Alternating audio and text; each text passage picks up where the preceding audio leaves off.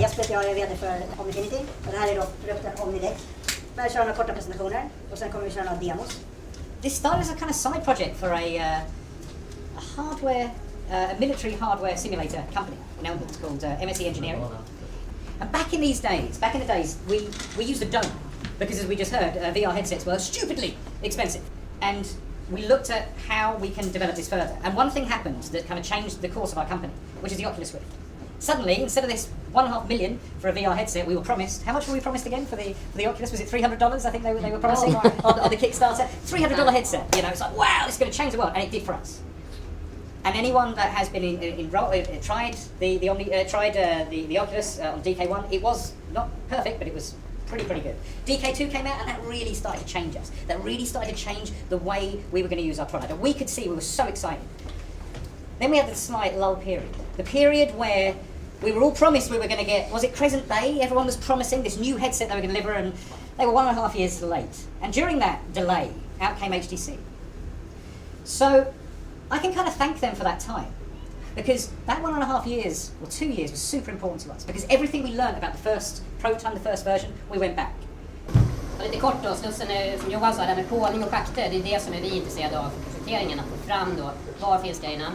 För att ta reda på det då så har ju Stockholm något alldeles världsunikt, och det är ett arkiv med bygglovshandlingar ända från 1700-talet. Och det där har vi då grävt i, det finns flera arkiv, men det är som ett pusselläggande här. Många handlingar är inte ens utförda. Så vår princip var att hittar vi 3 handlingar som är någorlunda lika från olika källor, då är det sannolikt så att det så såg ut. Dessutom har vi tittat på gamla oljemålningar och lite teckningar och sånt där, etsningar, kopparstick. Och då utifrån det då har vi byggt upp den här modellen, som är egentligen då bara vid Gamla stan och så en bit in i Södermalm. Så här såg det ut då, med största sannolikhet 1780 i Stockholm. Och som ni ser, miljön är lite annorlunda än idag. Det är ju mer levande än torgplats. Och Slussen har ju alltid varit historiskt sett ett nav i Stockholm. Och tidigt var det även en fortifikationsanläggning, en försvarsanläggning, alltså mot söderut, mot Södermalm. Södermalm var Birsan. Där mötte man dansken som kom söderifrån. Sen under 1500-talet var det framförallt då, även medeltiden, försvarsanläggning. 1600-tal, stormaktstid i Sverige. Då är det helt andra saker. Då är järnhantering här från Bergslagen, vidare ut i Europa. 1700-tal, börjar bli torg, handelsplats.